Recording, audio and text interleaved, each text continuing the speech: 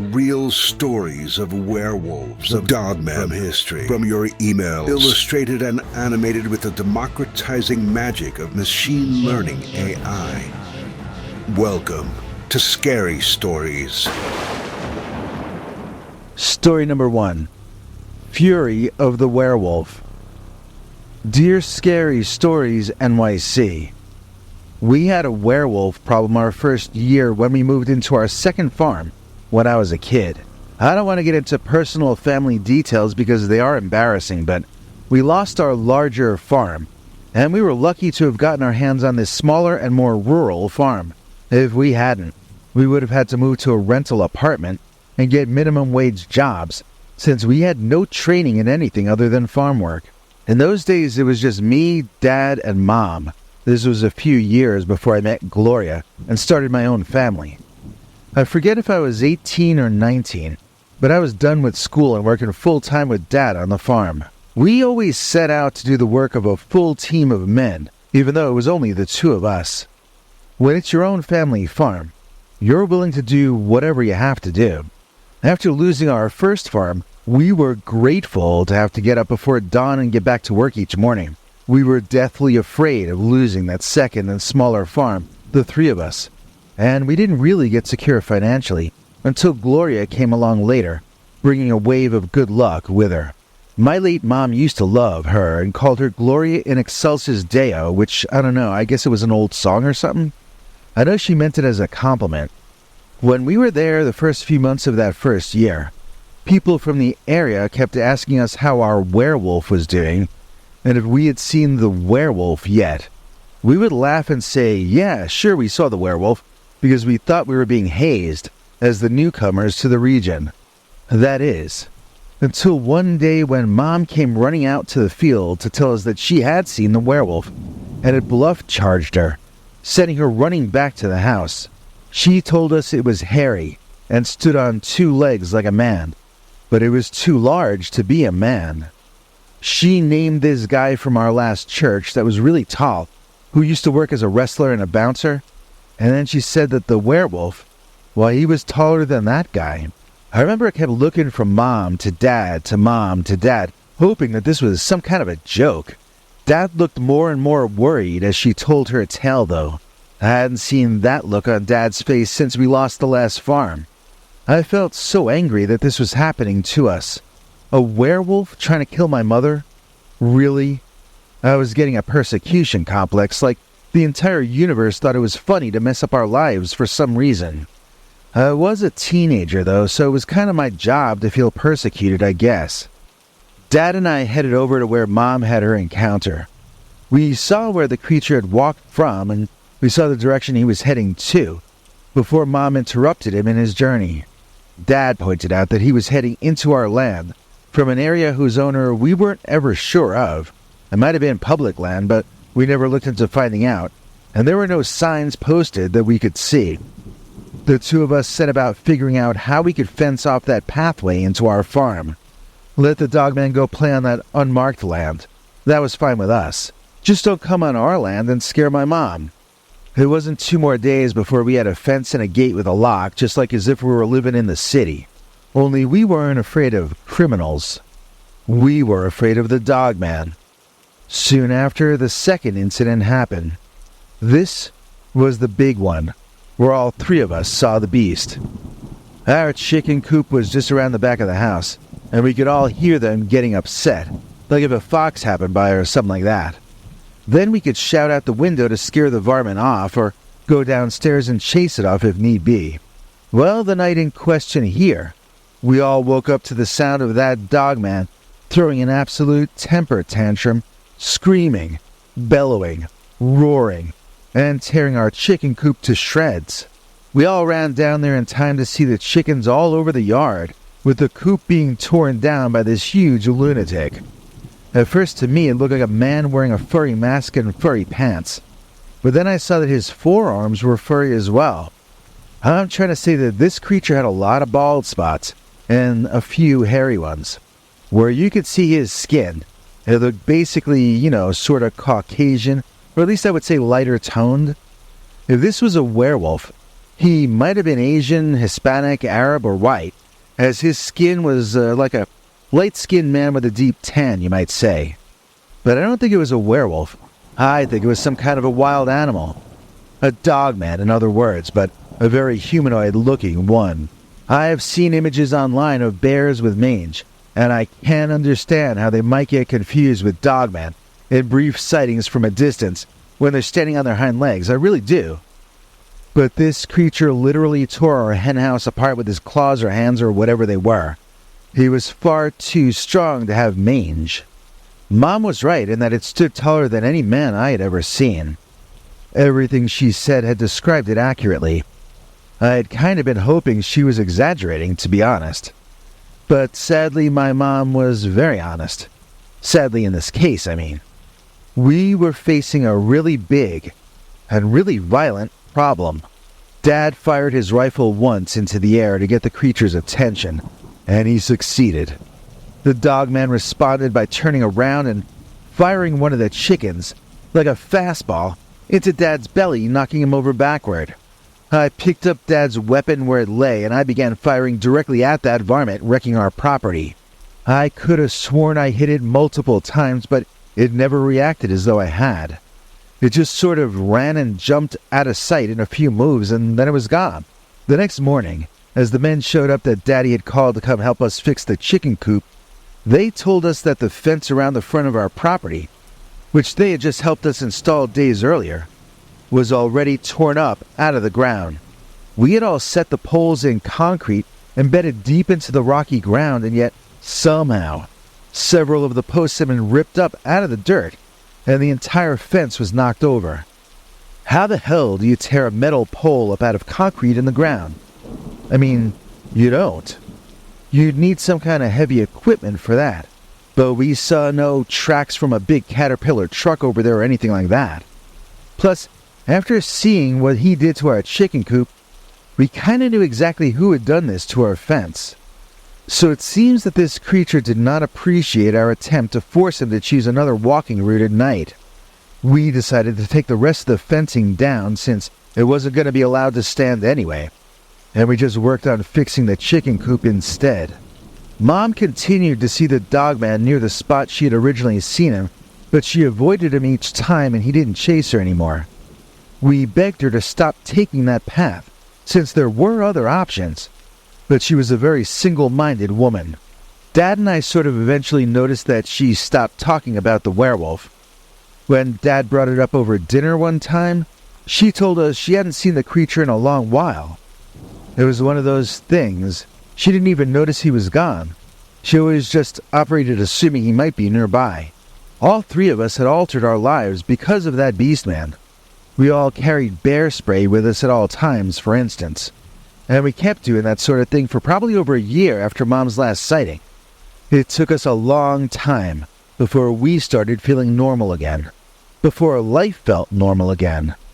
But it eventually did. The dogman found some other path to walk, and our business improved to the point where we were able to rise back up out of poverty. You naturally become stronger people after you survive. The Fury of the Werewolf.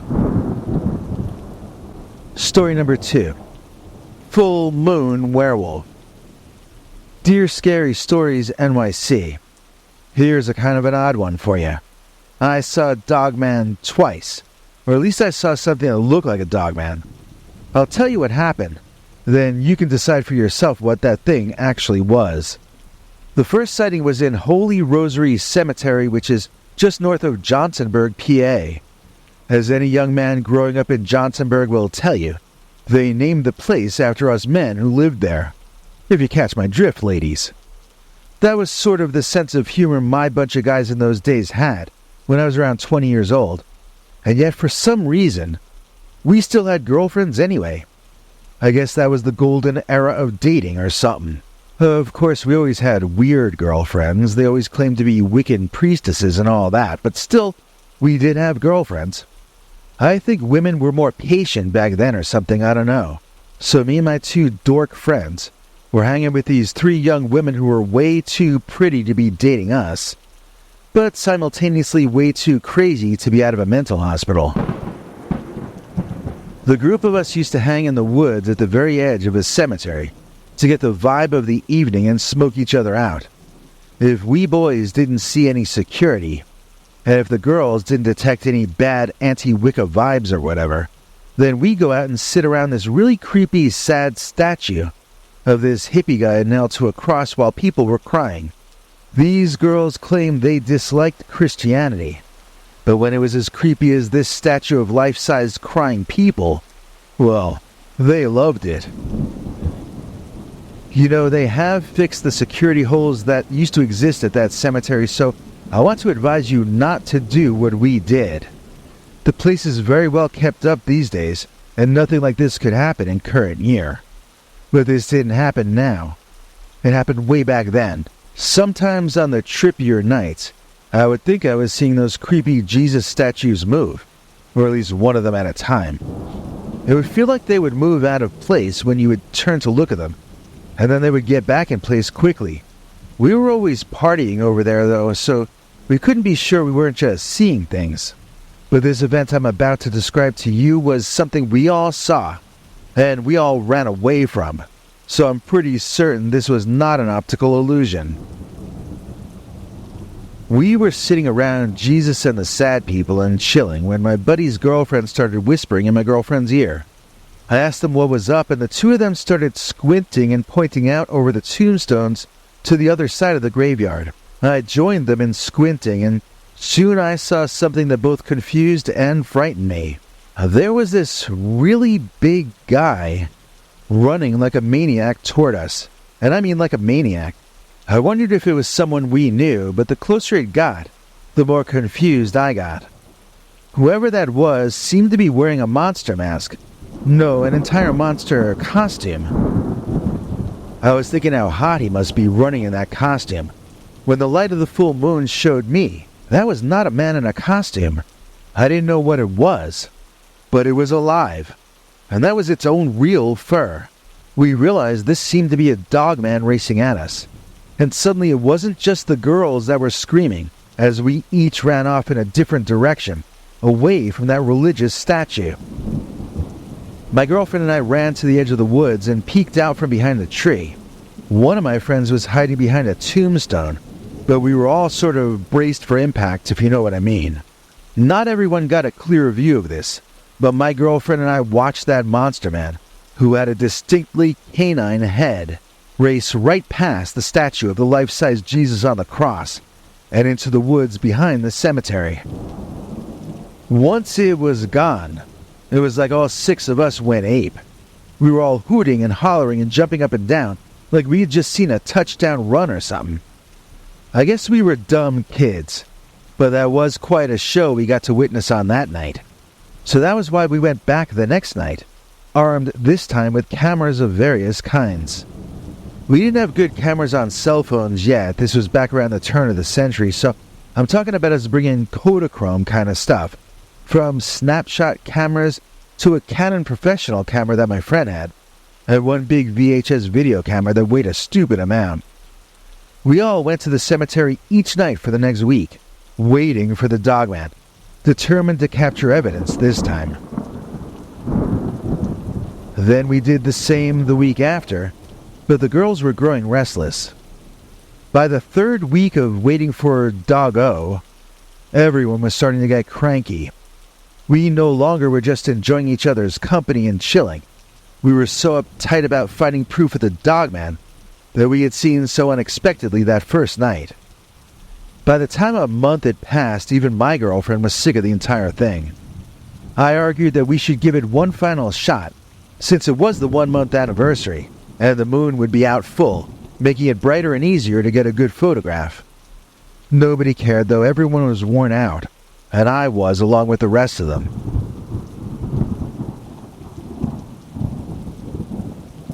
I stayed home that night instead, actually crashing out in bed a lot earlier than usual. I remember waking up around, I guess, midnight or 1, and I looked outside my bedroom window. Well, don't you know I saw him? I saw the Dogman, the same one from that night in the cemetery, or else his identical cousin from the Patty Duke show.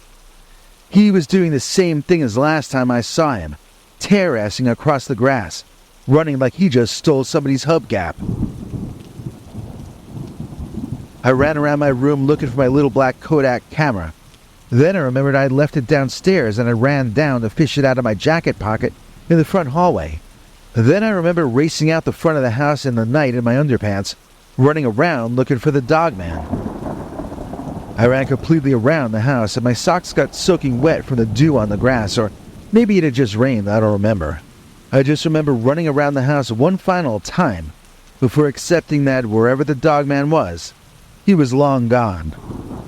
I pulled off my wet socks and I walked around to the front of the house in my underpants feeling very defeated. Then I saw that the front door had swung shut and locked, and I realized I had no key in my underpants, and that I was locked out there in the night with the Dogman.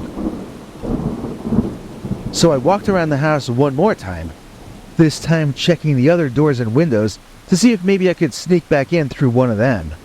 I eventually got my fingers under one of the looser dining room windows, and I was trying to push it up, but I found it was half locked. So then I found myself jiggling the window and trying to get the lock to open itself up.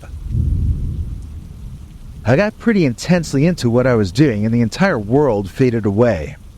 I needed to get back in that house before the Dogman came back.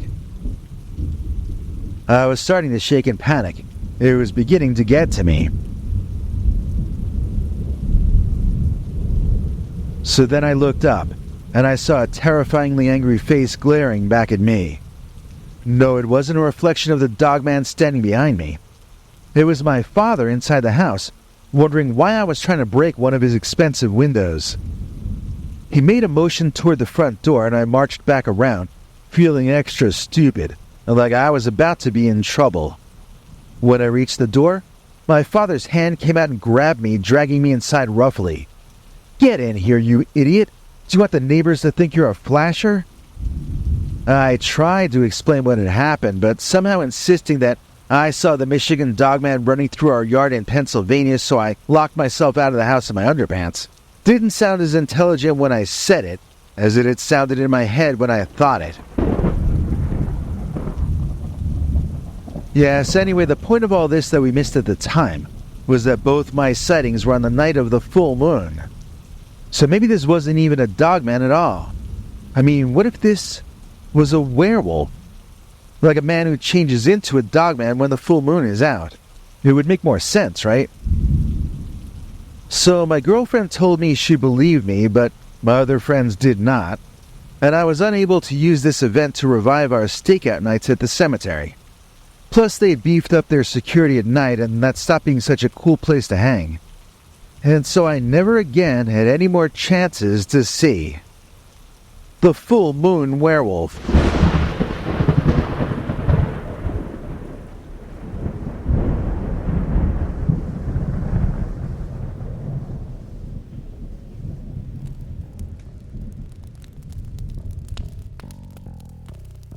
You can find no one finer than Sabrina. She's the finest person that we've never seen her. Please join me in thanking the great and immortal Sabrina Midkiff, who made a very generous donation to us during the brief 36 to 48 hours that we were recently and mysteriously demonetized. This donation was huge to us, not only in practical terms as we didn't know if we would have money for food, but it also felt awesome to know that somebody actually cared. I can't tell you how much that mattered in that moment, I really can't. And I can't thank Sabrina Midkiff enough for her kindness and generosity. And now, from the sublime to the ridiculous, Henry. Thanks, Biggie. And thanks to all of you for watching this far. If you liked it, please click like. If you'd like to see more of our work, please subscribe. And also click that bell icon if you'd like to be notified when we put out a new episode. To become an executive producer, you can donate to us through the thanks button under each of our videos or through our paypal.me/PeterBernard209 page. To receive cool perks like secret uncensored Dogman episodes far too wild to ever run on this channel, you can become a YouTube channel member by clicking the join button. Or join our PayPal subscribers club at peterbernard.com. Joining either at the $3 a month level or above gets you access to our over 25 hours of secret uncensored Dogman stories available nowhere else. Do you have a scary story about Dogman or some other kind of high strangeness that happened to you? Let us know by emailing us at scarystoriesnyc@gmail.com or by leaving us a voicemail message at 804-LA-SCARY.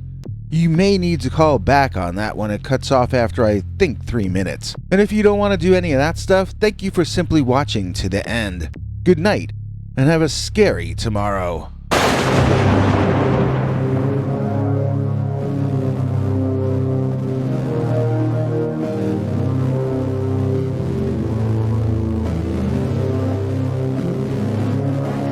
Come back for more scary stories.